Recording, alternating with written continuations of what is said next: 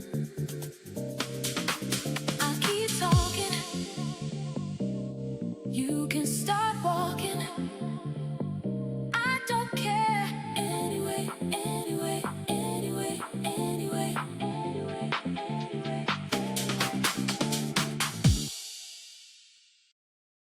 This episode of the I Don't Care Anyway podcast is sponsored by Diet Coke. Did you know that you can drink 14 cans a day before there are any harmful implications on your health? That is why I drink 13 a day. So no harmful implications. I am just kidding. This episode is not sponsored by Diet Coke. I sure wish. But you know what? If there's anything I can do, it's speak something into existence. So we're going to start saying that it's sponsored. One of these days it absolutely will be. That is simply just how I roll. It's how I make things happen. All right. So I'm recording this on Saturday, the 20th at like 4 p.m. And going into Father's Day weekend, I am not going to lie. It is the one time of year that my family and I are a bit cynical. We are a bit negative and do not do the whole bright side of things type deal. So my dad passed away about 5 years ago. Gosh, 4 years in August. And, all the other days like Memorial Day, we will go to his resting place and talk about him and the day he passed, on his birthday, all those other days. We're not cynical. We try to make the best of it and go and see him and talk about him and laugh. I will say Father's Day is the one day a year where I truly try to think about anything else. I have a very hard time being happy for other people on this day and on this whole weekend. And I get a lot of jealousy. I get a lot of anger. I get a lot of sadness. So, maybe for you, if it's Mother's Day, I completely understand. And I don't think I'm going to try to change it. I just don't. I think that I'm going to let myself be the way that I am this weekend. And I told my grandparents yesterday that I was going to spend the entire day committing misdemeanors. So, yeah, I mean, I might elevate into a felony. I guess we'll see. But every other day of the year, I really do not feel this cynical, sad, looming dark cloud energy. Even on Easter, I feel like I'm really able to celebrate and reflect and focus on all the wonderful things that my dad did in our lives. But gosh, Father's Day weekend, I cannot lie. It is a tough one. It is not my favorite.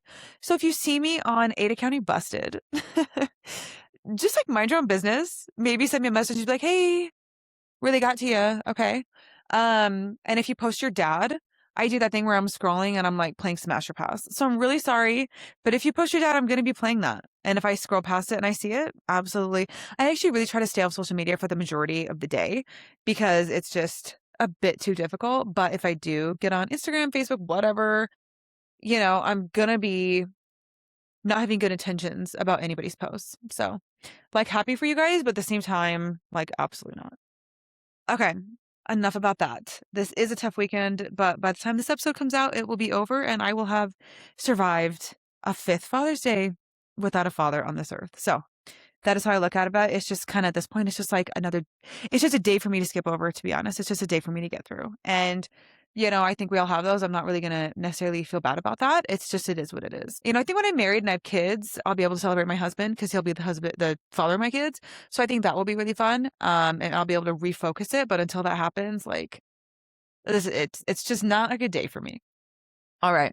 So this last weekend, or I guess a week from today, Ariel and I went to our 10-year high school reunion. And it was so funny. Like her and I were just really, like we've been talking about it for a long time. We couldn't believe it had been 10 years. It feels like 10 years, but then at the same time it doesn't. So if I really think about it and think about all the different lives I've lived in that 10 years, I'm like, yeah, okay, it absolutely has been 10 years. But then if I just kind of skip over it and just think about what I'm doing right now, it feels like it's been like 2 years. So super interesting how fast time passes, but then how when you all get back together, it really does feel like no time has passed at all. So I was really impressed by the turnout. And I got to say, overall, me and Ariel had such a good time. First things first, me and Ariel were wildly overdressed. But you know what? I'd rather be overdressed than underdressed. I feel like I just should have worn different shoes. I had on this cute yellow dress. Actually, it was the yellow dress that I talked about in episode 1. So that yellow dress did get its time in the sun. Thank goodness. And then the shoes I wore were just these really cute wedges that had lace ups on the ankles. And I just think it was a little much. I think I was a little too tall, but it was fun. And the outfit was super cute. Ariel was in like blue silk. Again, like we were a bit overdressed. End of the day, we did not really care. Something really interesting about your tenure, if you've made it to that, if you skipped it, maybe yours is coming up, maybe yours already passed, is I feel like people really show up with something to prove. It's been 10 years. You can absolutely make a lot of things happen in 10 years. You can get married and have a couple kids. You can get a degree or two. You can be working on your doctorate. You could be done with your master's. You could be in a career that you've been in for a long time. Maybe you skipped college altogether and you've been in your career for 10 years. There's a lot of different paths you can take. And I do feel like people kind of show up like kind of just wanting to prove something about themselves. And I did not necessarily show up with that mentality. And I will say things are so different now because of social media.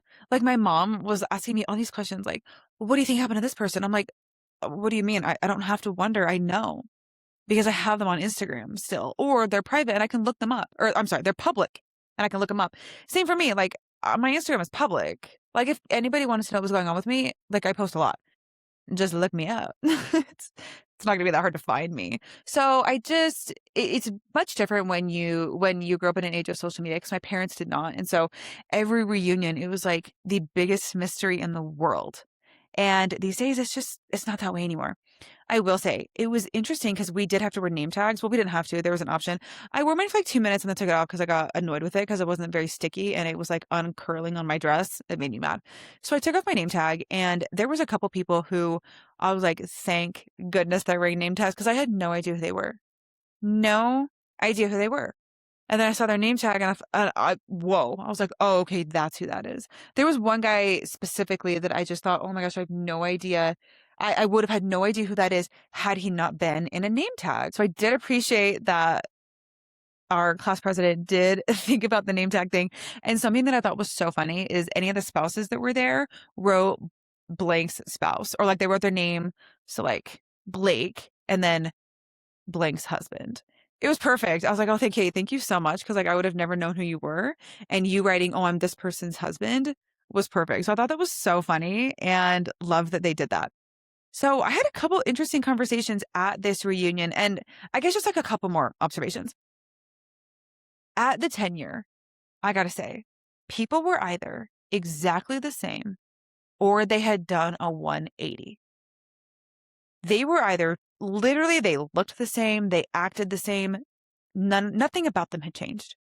Or they were the most different person I'd ever seen. They were someone that I would have never ever recognized 10 years ago. And I'm not saying one is good and one is bad because maybe you've always been a really good person, you've always been hardworking, you come from a good family, whatever it is. Like it's completely okay to not have 180. And it's also okay to have 180 because 180 could mean a good 180 or a bad one. But my favorite conversation that I had of the whole night, and I tried to make it to almost every single group. There was a couple groups where absolutely I was not going to go over there. But most of them I really did try to get to. And, I'm chatty, I'm personable. So if no one was going to come up to me, like, I'll go up to you, please, I'll pull right up, is with someone who I want to say he was in student council. I actually can't really remember. I'm not going to say his name, but he ended up going to school also in Texas because I went to school in Texas and he went to an Ivy League in Texas around the same time I did. I went to Texas A&M. He went to an Ivy League out there. And, I was really, really good friends with him in fifth grade, specifically fifth grade, a little bit in sixth and seventh. And then after that, we just kind of went our separate ways once we made it into eighth grade and then through high school. And I actually do not remember ever speaking to him in high school. I truly do not think I spoke to him once at all the entire time.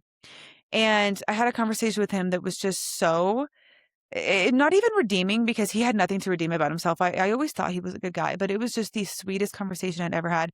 We talked a little bit about both of our careers and he actually is stepping in.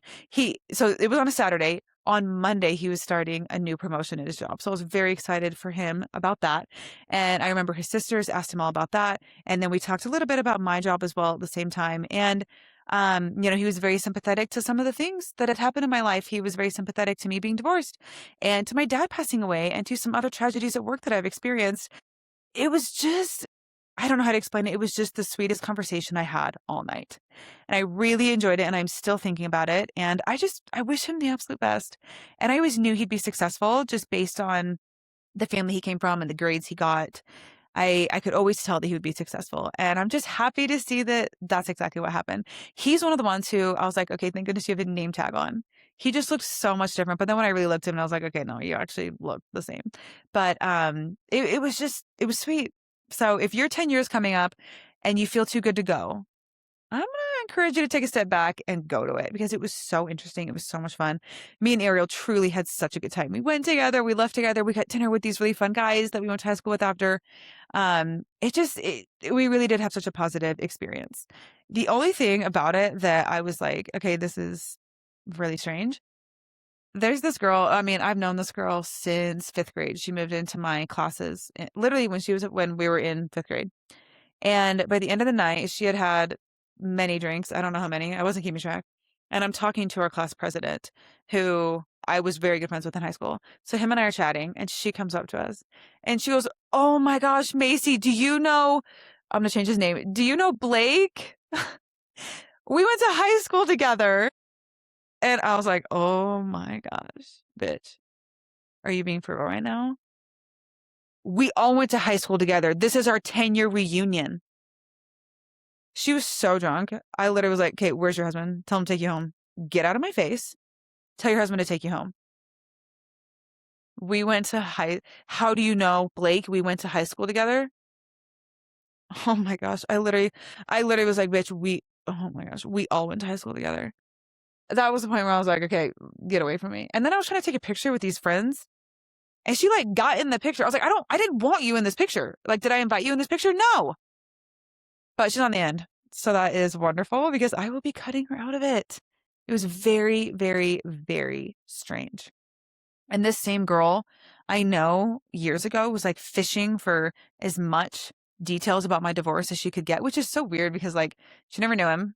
No one ever knew him because we lived in Texas.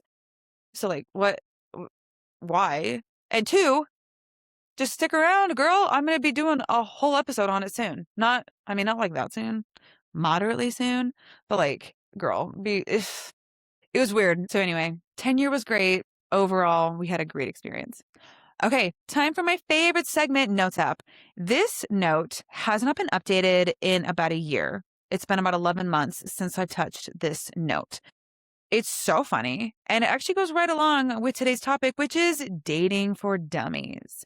So I'm so excited to read this. It is so funny. We're going to get more into like the specifics of this later, but I'm going to read this. The title of it is Men's Red Flags with No Explanation. I'm going to offer a tiny explanation on some of these. Most of them, though, I feel like are self-explanatory. Okay, the first one. His favorite music is by Drake and Tory Lanez. Okay, is that one not like so self-explanatory? If his favorite music, like his diehard music, Drake and Tory Lanez. Okay, first off, he's gonna cheat on you, and Tory Lanez is in prison still. I think he's been in prison for like 10 years. Maybe he got out, actually. I don't really know. But I actually think music taste says a lot about somebody. So that red flag, I'm not gonna explain. I think it makes sense. Okay. Tilts. Okay. This is insane. Tilts the glass to pour a Diet Coke. Okay. So, when you have a Diet Coke and you're going to pour it into a glass, and Diet Coke is extremely fizzy, extremely. So I usually just pour it, wait 30 seconds, pour it, whatever. 30 is a bit excessive. But if he tilts the glass to pour it so that it hits the glass as it goes down at the bottom, oh my gosh, that drives me insane. It drives me insane. I understand that is extremely unreasonable, and I don't care. It's so unreasonable, but it like gives me the ick. Like to see him like tilt the glass and then pour the Diet Coke. I'm like, okay, stop. I would rather you wait for the fizz and then continue pouring. Okay, I've seen a lot of talk on TikTok lately about how insane some women's like icks are or like their red flags are. I don't care. Like, I don't care. It is what it is. So don't tilt the glass and pour a Diet Coke in front of me. Okay. Next one is, his name is Gabe or Spencer. I stand by this. I hate the name Gabe and I hate the name Spencer. You could be the hottest, best person alive, and if your name is Spencer, I will not marry you. Unless like your first name is Spencer, your middle name is, literally your middle name could be Bob. And if you go by Bob, great. That's fine by me.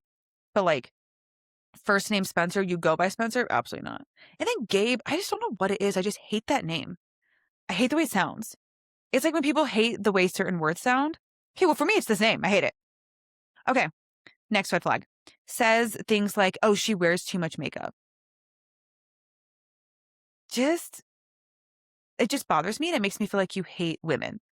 Like, my ex-husband would do this a lot. Like, we would be out somewhere and he would point out random women. You're so much prettier than her. That girl wears way too much makeup. Like, you're so much prettier than her.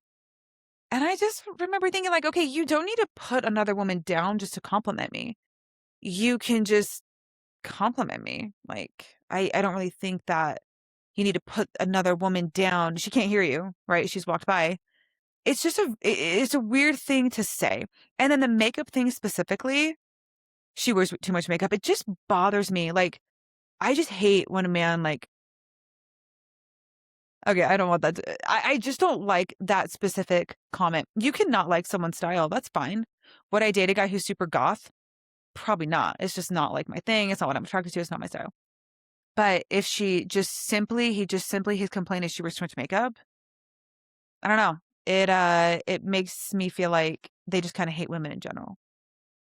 I don't know. I could be wrong, but it's just my thing. Whatever. Okay, next one. Doesn't think I'm funny. Yeah, this is crazy. I know I'm funny, especially when I have someone with me. Like, you guys were there when Jill was here 2 episodes ago. Jill's funny as hell. We match each other's energy. I actually think I'm funny. And if a guy does not think I'm funny, it like really, really bothers me. And here's the thing. I know I'm funny because I make people laugh quite a bit, especially in person. I do feel like this podcast is like a little bit more serious, a little bit more like real life stuff, whatever. Okay. Because life is real, whatever. But I do think I have some funny things to say. And if he doesn't think I'm funny, then I'm like, okay, he has terrible taste in what's funny and what's not. So it's just kind of red flag for me because, like, I know on a subjective, general level that I'm funny because I've made people laugh.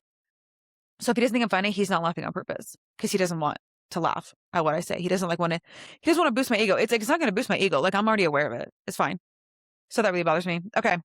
Next thing, this is actually the last one. Doesn't like Scully or discourages my Scully obsession. Here's the thing.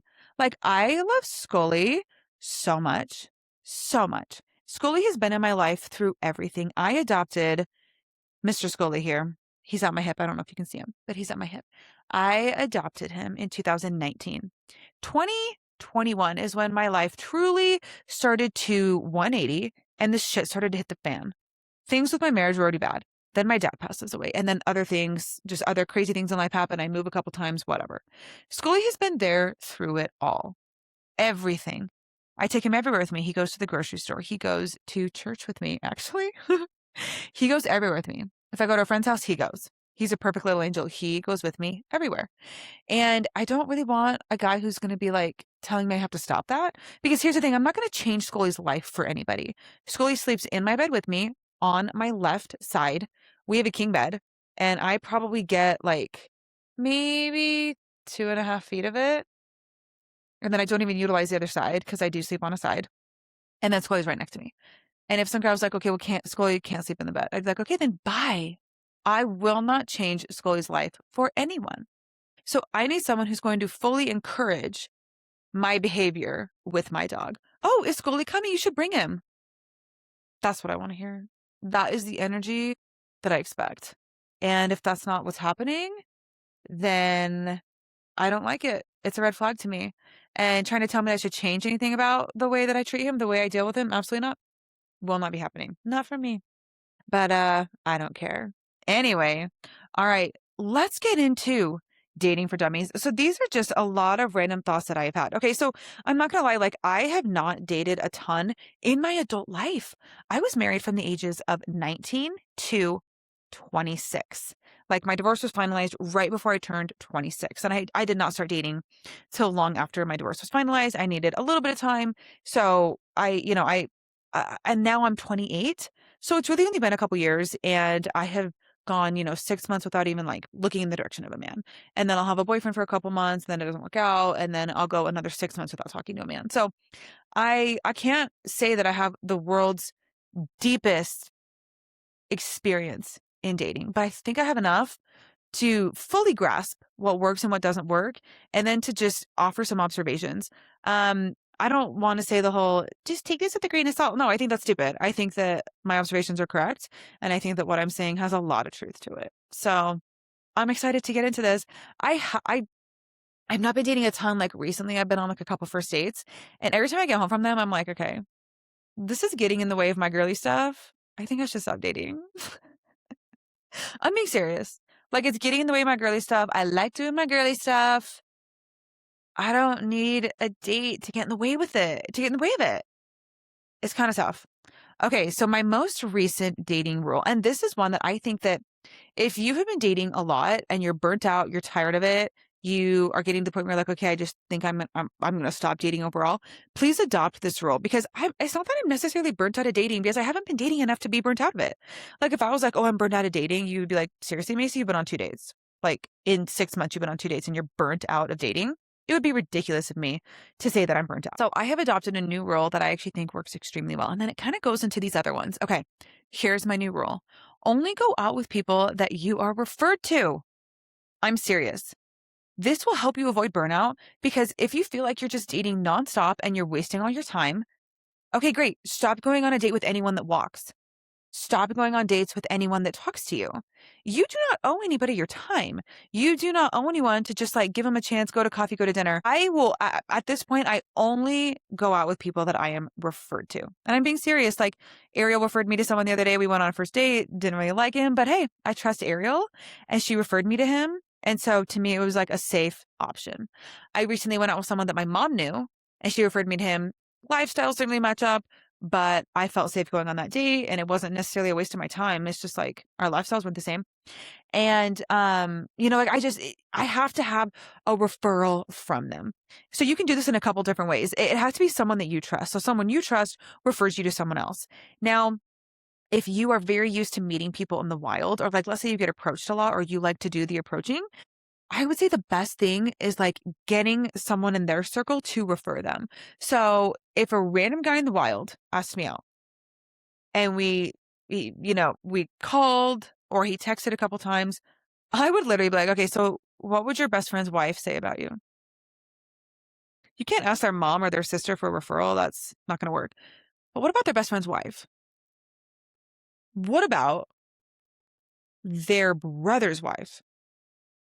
You got to think about people that will be honest with you.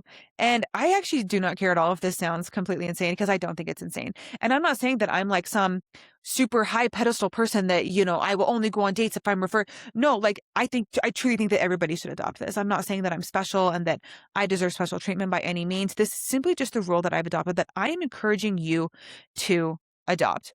Okay. Can someone recommend them to you? It is fine to be picky with who you go out with because your time is valuable. Stop wasting it. And I think that there is a little bit of confusion. I think that people think that there is power in numbers when it comes to dating. There is absolutely not power in numbers when it comes to dating. I think you think that for as many bad dates as you're going to go on, that they're just going to keep getting better and better and that you're knocking out all the bad ones before you get to like all these really good ones. No. I don't think that's how it works personally. I don't think there's power in numbers. And I think that you're actually doing yourself a disservice by going on a date with literally anything that asks or anything that gives you attention. I think you're hurting yourself and you're draining yourself. You're giving yourself a really bad view of what the dating pool is. Because imagine you go, oh gosh, how can I make this comparison?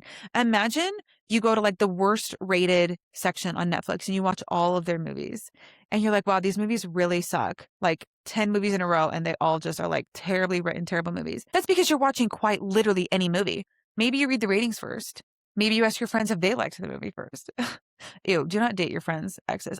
You guys know what I mean.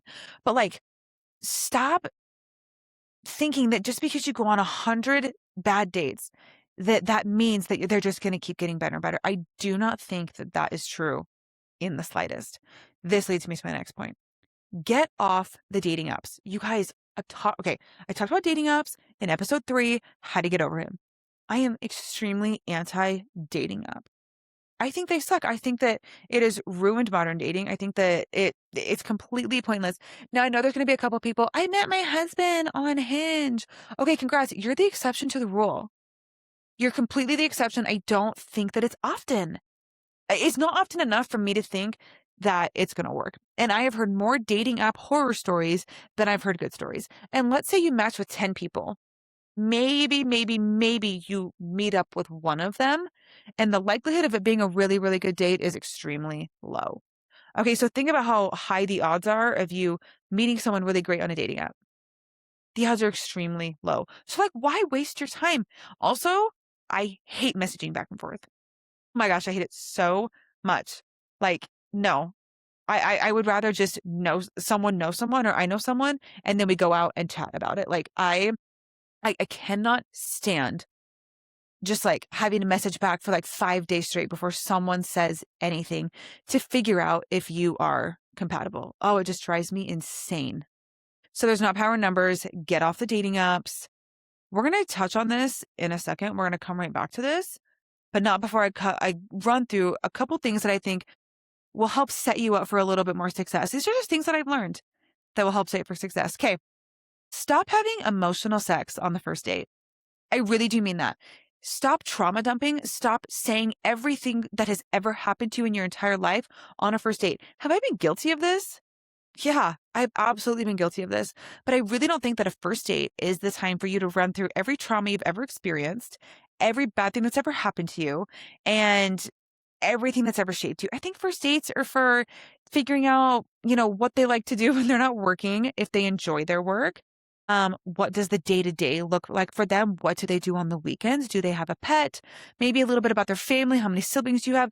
All of those kind of surface level questions. It's completely okay to be very surface level on a first date. I think that when you have emotional sex on the first date, you kind of build this strange bond to them because, well, now they know everything. If I were to go on a first date, and you guys, I've done this, okay? And I've learned from it, and that's why I'm talking about it now. I have gone on a first date and talked about my divorce, my dad being dead, and a recent tragedy that I experienced at work. And it's a lot. A lot of it is extremely, extremely heavy topics. Those are not light topics. Those are not first date topics. And then I leave the date thinking, oh my gosh, he knows everything. He knows everything about me. He knows everything I've experienced. He knows the highs, the lows, everything. And then I feel this like weird emotional connection to him because I freaking had emotional sex with him. So stop having emotional sex on the first date. You can, of course, you're going to get in to the reason you are the way that you are. Okay. All of these, you know, my divorce, my dad being dead, other things. It's not that they define me, but it has absolutely made me who I am. And that person will learn that if I continue to go out with them. And they can learn that at a steady pace. There is truly no reason for that person to know all of those things on a first date. Unless you've been like friends with them for years and they already know it, that's great. But then maybe as you guys get deeper into that relationship, you can share significantly deeper things about those times of your life. It's just a first date is not the time for it, especially leaving feeling emotionally connected. I mean, you should laugh and share some jokes and just like little things about your day to day, but the super deep traumas, it's called trauma dumping. I know you guys have heard of that. And it actually does make you feel emotionally connected to someone prematurely. So you don't need to be so emotionally connected to somebody on a first date. It should be happening like 4, 5, 6, 7. And then when you become official, that's when that really deep emotional connection happens. Doing that on a first date, the same thing that having sex on the first date does, creates this connection that is premature. So that is why I no longer have emotional sex on the first date or sex on the first date at all. Ew, absolutely not. Because you're creating connections that are too early to create. I think it creates issues later on. I think that you need to save something for later on, to be honest. So if you are finding that you do that, I'm going to encourage you to stop, turn it around, pull things back, and see how the next one goes. I think you'll find a little bit more success. Okay. Next point is, are you really over your ex? Are you really over them? Because here's the thing, it's not fair to the next person. It's not fair to the next person that you're dating. So if you are simply not over your ex, then stop dating, take some time for you. And you get over your ex pretty fast. Let's say you're like, okay, I really got to get over them. Okay, well, you could get over them in like a month. Listen to episode 3, how to get over him. Do a couple things on that list. It could really help you get there faster. But it's not fair to the next person that you're dating because let's say it's like a brand new person. They don't know you. It's your first time like dating them. Let's say they haven't been like a friend for years. They are unaware of how deep that first connection was with the person you were dating first. And you could easily kind of play it off and make it seem like it's not as intricate as it was. Okay. If you were literally telling someone like 2 weeks ago that you loved them, but you broke up 2 weeks ago, but like in the breakup, you were like still saying, I love you. Okay. You are not ready to date.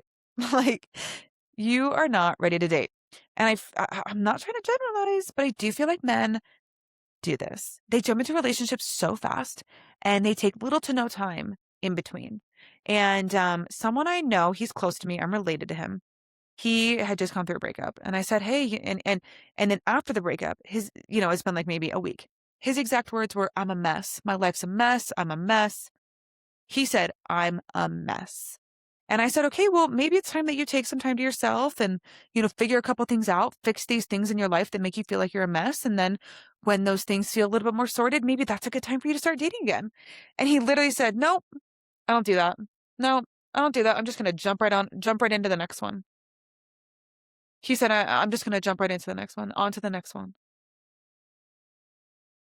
And I was like, cool. Okay. So do all men do this? Like my first thought was like, okay, so if you're doing this, I think a lot of men are doing this. I think that they're really bad about taking time for themselves and they just like jump into the next relationship. I think it shows a big red flag. I think it shows codependency and just like an inability to be alone by yourself. Like there's nothing wrong with being single. Nothing. There's nothing wrong with it. And if you can't be single, huge red flag. Like don't have J-Lo syndrome. I learned about J-Lo syndrome about 2 years ago. And it was because I was dating for the first time after my divorce. And this old coworker of mine was like, okay, Maycee, just like don't have J-Lo syndrome. And I was like, okay, what? And he goes, J-Lo cannot be single. She can't. She is always married. She's on her 5th marriage. She always has to be with someone. That girl has never taken time just to be her and figure out her. And I was like, okay, yeah, point taken. That's a really, really good point. So if you are in, and we're going to touch on this more, I'm interjecting. If you're in a time of being single, trust me, live it up. Like absolutely live it up. I'll have more on this later, but like live it up. There's truly nothing wrong with being single. And people that view it as something being wrong with them, I mean, unless there's something wrong with you, but like if you're a normal person and it just so happens that like maybe you're picky, you just like have not had the right connection yet, there's nothing wrong with that. It's likely not a flaw within you, especially if you are the one constantly like doing the breaking up because you're like, hey, like this isn't going to work for me, blah, blah, blah. Like you're self-aware. Be self-aware. That leads me into my next point. That was perfect. You need to know what you want before you start dating because this will stop you from making concessions in the beginning. Now, this is embarrassing coming from me. Truly, truly embarrassing coming from me. Rich coming from me. I've made this mistake so many times, but that's why I'm talking about it because I've made this mistake and now I'm learning. And so I'm trying to share it. You need to know what you want before you get into a relationship. What part of their faith is important to you? Do you want someone religious? Do you want someone who's not religious? Do you want to go to church every Sunday? Do you want to take your kids to church every Sunday? What church do you want to take your kids to every Sunday? Big questions to think about yourself. What kind of lifestyle do you want them to have? Is it important to you that they go to the gym, that they're active? Or do you not really care about that for them because you don't care about that for yourself? Do you want them to be the moneymaker? And like, do you want to stay home? This is a big question, obviously, like culturally for women. Do you want him to provide, or are you okay with making the money, or both of you making the money? Like, what there is going to be the dynamic? Like, what's the concession? So it's really, really important to think about those things. And I just say this is rich coming from me because I mean, I literally broke up with someone at the very beginning of the year, 99% because of distance, but then like 1% because of a couple other lifestyle things that just simply were not going to work. It was never going to work. And so I just had to. But like, had I thought about these things ahead of time, it's very possible that I would not have gotten myself into a situation where I had to go through a really painful breakup to learn. But like, end of the day, we all have to learn things. So I'm not mad about this. I don't regret it, whatever. But making concessions in the beginning leads to other issues down the line. So like, let's say you really do not want, and this is one of my big ones. Let's say you really do not want a guy who is not active. He never goes to the gym. He's not active. He's not super, he doesn't care about his health that much. Maybe he uses nicotine patches. You really don't like that. Whatever his drinking habits are, you don't really like that. Whatever it is.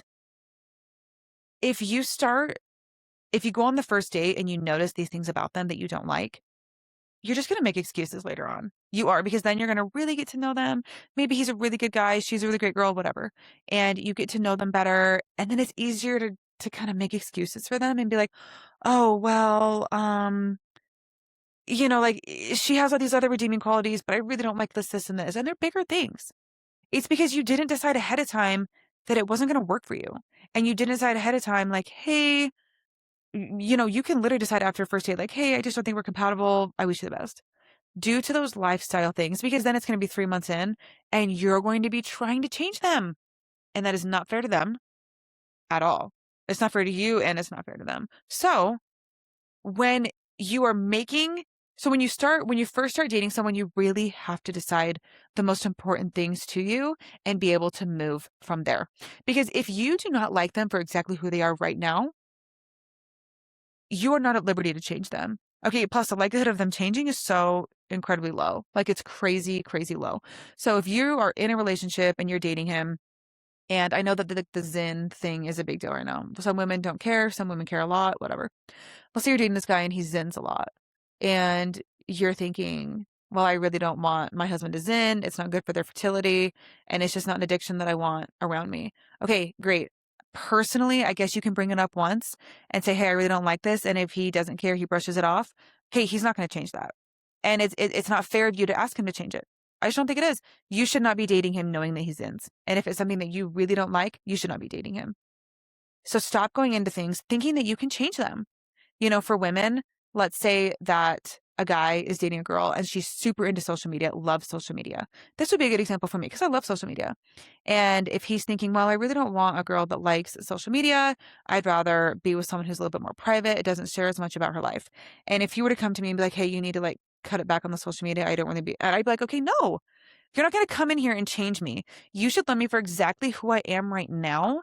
And then we can move forward from that. So if there are big things that you don't like, look, I hate to tell you this, but I think it's possible that there's someone out there who is better suited for you, that you will not have to ask to change things about themselves. If it's smaller things, it's really not a big deal. But if it's something that they've personally decided for themselves, it's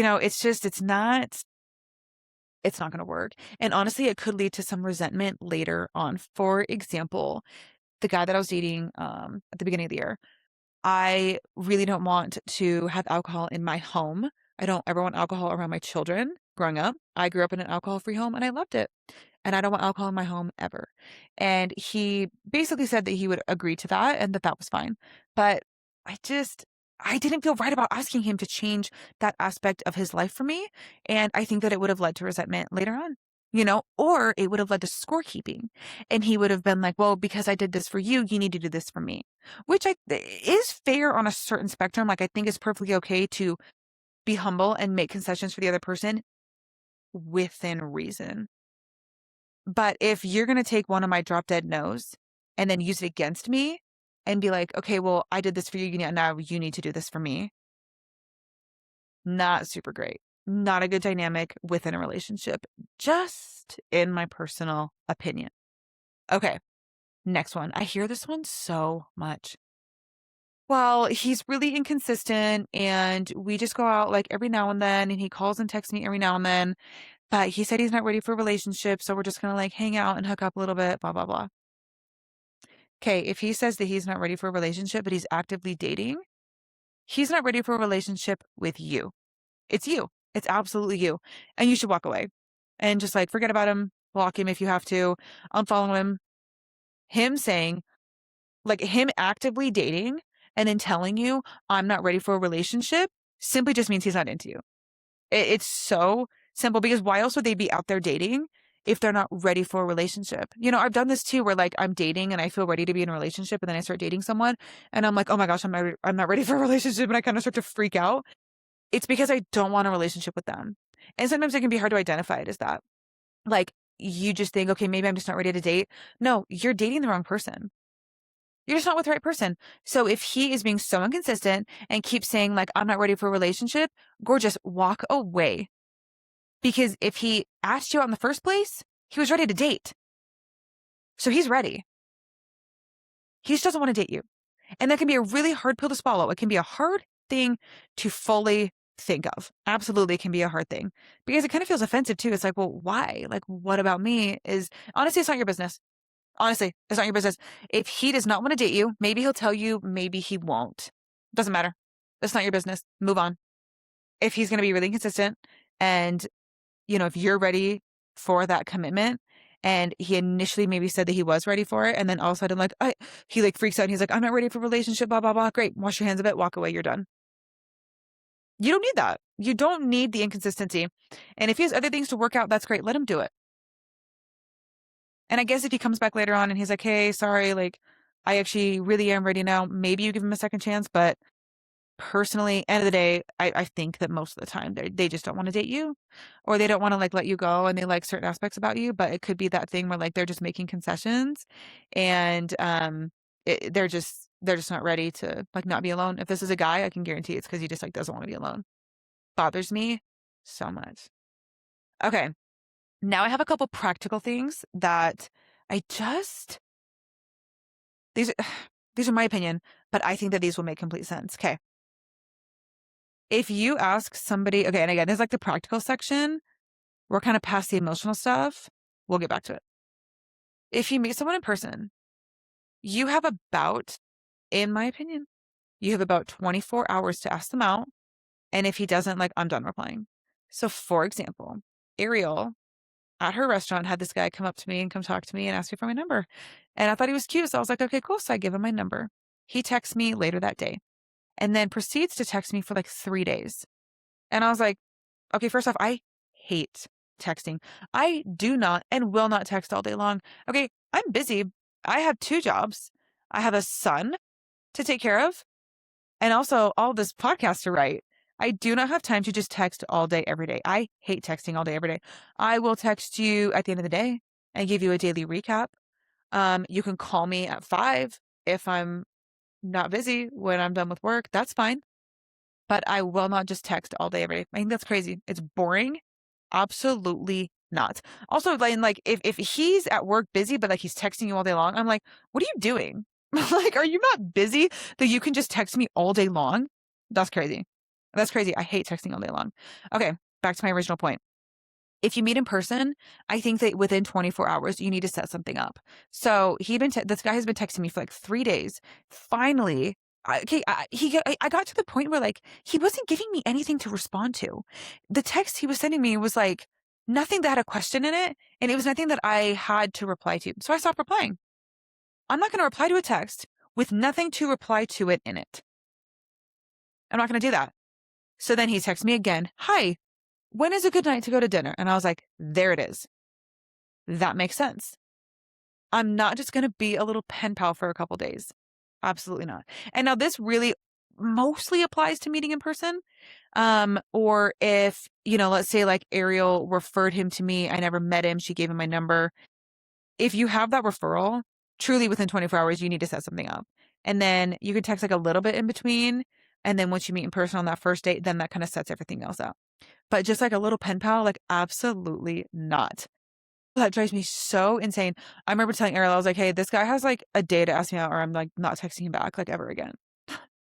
And what do you know? Within a couple hours, he had asked me out, and I was like, okay, cool. There we go. Now I ended up really not connecting with it very well. So we did not go out again. But the way everything was set up, I learned something. I was like, hey, they have about 24 hours to ask me out. And after that, I'm checking out. I'm done. Texting all day is truly insane. All right, I touched on this a little bit earlier, but first dates are for questions. You need to be asking hella questions on first dates. Again, not about trauma. You can literally get all the way down to what does your family like to do for vacation? What do you like to do for vacation? What's your vacation style? Those are great questions. What are you reading right now? Do you like to read? Figuring out their hobbies, their day-to-day. Because the first date, you have to decide if you want to go out with them again. And you absolutely can figure that out on a first date by asking the right questions. If you don't ask the right questions, you're just going to kind of be okay, well, I guess I don't really know what I want to do, or if I want to go out with them again, because you didn't learn enough about them. I have a story that goes along with this. Okay. This is actually insane of me. There was this guy that my mom knew. And I literally begged her to give him my number. For a week, I was like, please give him my number. And then I would see her and be like, did you give him my number? And she's like, no.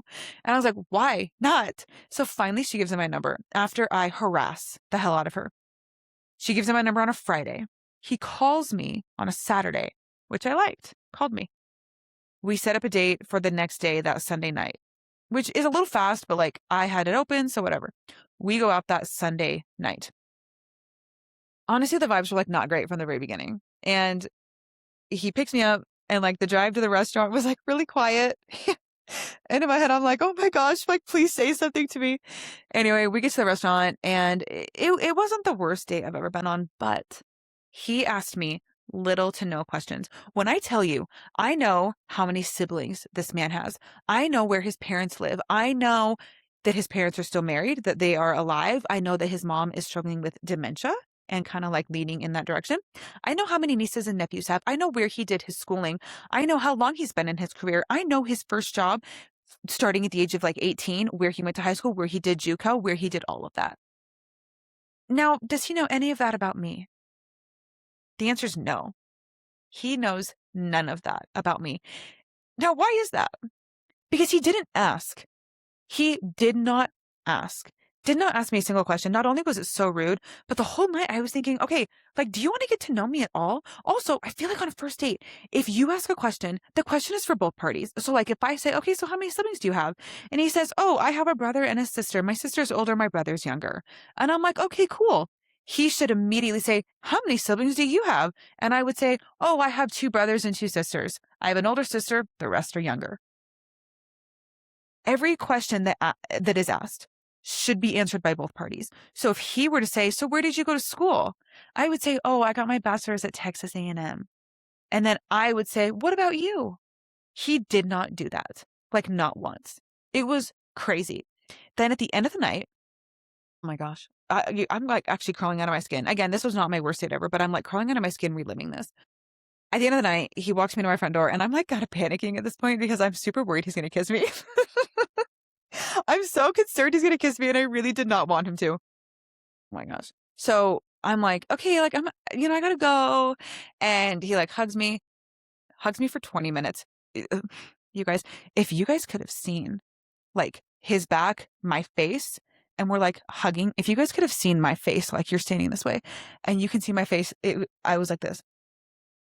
Like I was, oh my gosh, my eyes were huge. And I just was like, oh my gosh, I think he's going to try to kiss me. I pull back. Okay, 20 minutes is a bit like eager, I guess. But he literally held me there for like 20 seconds. It was a very, very long, dramatic hug. No need for that. We pull away and he kisses me. And I was like, oh my gosh. Okay, so I end that. After like 4 to 6 seconds, I end that. Okay, good night. Bye. Okay, but before I go inside, he goes, so when can I see you next? So when can I see you next? Sir, why do you want to see me again? You did not learn anything about me. And I just truly was like, it's not that I was appalled. Actually, I was absolutely appalled. I was appalled that he would ask me when he can see me next. And he's so interested in going on a second date with me. But I was like, you didn't, in my head, I'm thinking, you did not ask me a single question all night. Why do you want to go out with me again? You did not get to know anything about me. And this drove me crazy. My gosh. And so at this point, I thought maybe I could go out with him again. So I said, okay, maybe Wednesday, blah, blah, blah. And then I ended up being sick on Wednesday. And then I just let him know, like, hey, it's not going to work. It just, not only was it so rude, but it was just so strange to me. And like, so I'm 28 and this guy I'm talking about was 46. And some of my friends were like, well, maybe he just was nervous. Maybe I don't care. I don't care if he was nervous. You know how to ask questions. It's not that hard. It's not. It's not that hard. And you know what? I'm not going to teach a man how to date. Kill me. I'm not going to teach a man how to go on a date with go on a first date with a girl. Like, that's not my job. You should know how to ask questions. It's not that hard. Also, he was like a doctor or something. He asked questions all day long. So I know you know how to ask questions. Okay. Small little rant off that. So sorry. But first dates are for questions. And that first date of him not asking me any questions, but me, I got to know him a lot. I got to know him enough that I didn't want to go out with him again. So like outside of him not asking me any questions, I got to know, okay, I don't want to go out with him again based on the answers to these questions. He like literally didn't ask me anything. And so I was thinking like, why do you want to go out with me again, bro? You didn't get to know anything about me. You don't even know what I like to do for fun. Why do you want to go out with me again? It didn't make any sense. It did not make any sense to me in the slightest. Okay, so now I'm going to get into some red flags. We've covered first dates. We've covered emotional attachments. We've covered some practical, like just dating advice on, texting, whatever. Here are my red flags that like these are actually serious. Okay. So these are red flags that were I wouldn't even go on a first date with someone if I knew this information about them. Like these are my drop deads. Drop dead red flag, won't even go out with them knowing this. Plays video games. Plays video games at all. I don't care.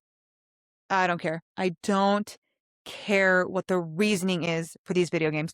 Some people are like, well, it's just like a pastime. It's like, like if you're at a town or if you're at a girls' night and he wants to, I don't care. I don't care. Video games are a huge drop dead no for me. Kind of like with alcohol, I will never have it in my home. I will never have a man that plays video games. And some of this is related to my ex-husband, which again, we'll get into this later, but it is a literal drop dead absolute no for me if there's video games involved. All right, second one is rotates through jobs a lot. If he's not holding a job down and just tends to rotate through them or never likes his job, another big red flag. Like he just constantly hates it or like, oh, the manager I didn't like the manager. I didn't, they weren't treating me fairly, blah, blah, blah. And is like constantly rotating through jobs, a huge red flag. Truly, I think that if between the ages of like post-college to now, if you've had more than like 3 or 4, especially where you haven't been there for a couple years, I think the problem is you. Like at this point, you are the problem. Yeah, big red flag for me. Okay, next one. Lack of accountability or acknowledgement over family issues. This one is very specific, but you know how like when you're talking to someone new and maybe they're talking about like different family issues they have, or maybe a fight that got in with their dad or their mom or their brother or their sister, and it's never their fault. Eventually, I think they're going to do that to you. Like, I think eventually, if you guys are fighting or having a disagreement over something, I think it's very possible that they kind of do the same thing because, like, someone's communication habits transfer over to everything. So, if someone's like a huge hothead at work, they're a hothead at home. And if someone cheats on their wife at home, then they're cheating at work. Those things, you don't just like turn those character traits off depending on who you're with. That's why a lot of people will say, like, I won't do business with people that cheat on their spouses because it means they're going to cheat at work. Those things completely cross over. So the way they treat their family, the way they interact with their family, whenever issues arise or compromises need to be made, it's going to transfer over to you. In the very beginning of a relationship, it's so easy to just like be go with the flow and like always, do what they want to do, whatever. That will wear off. And you're going to get to that point where they're going to start treating you the exact same way that you saw them treat their family. So just pay attention to that, especially when conflict rises. Like that's a huge, huge, huge one. This leads me to my next one. Lacks humility. And I learned this in therapy recently. My therapist and I were talking about dating, and I just was saying how I'm really scared to end up with the wrong person again. I'm terrified to get divorced again. I am terrified of, for example, falling in love with the wrong person again. Like it terrifies me. And he's like, I would stop worrying about that. And I think you should more just focus on the person that they are. Humility is huge. Someone that can have humility for you, for your situation, for the things you're going through. And like, that goes for you too. Like you need to have humility for them and their job and their struggles. I think that is a huge one. So if they lack humility in a lot of different situations, it's not going to work. Right. These are just mine at least. Okay. These are at least mine. Okay. Next one is, if he is not supportive of my career and of me working and of me building something.